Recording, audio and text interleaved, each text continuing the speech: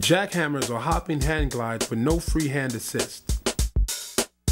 First, review your hopping hand glides. Start off in a hand glide position with your right hand tucked under your body. You'll begin hopping by pushing up with your right hand and pumping with your right leg. For hopping hand glides, you use your left hand to help you spin. For jackhammers, you no longer use your left hand. You'll bring your left hand to your side and continue hopping and turning on your right hand.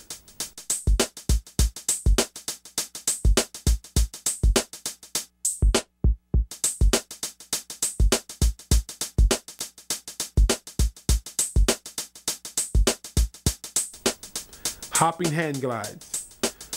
Body supported on right hand, using your left hand to spin. Then bring your left hand to your side to execute jackhammers.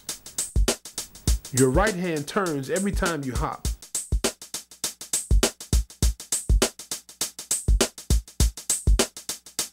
Go into hopping hand glides.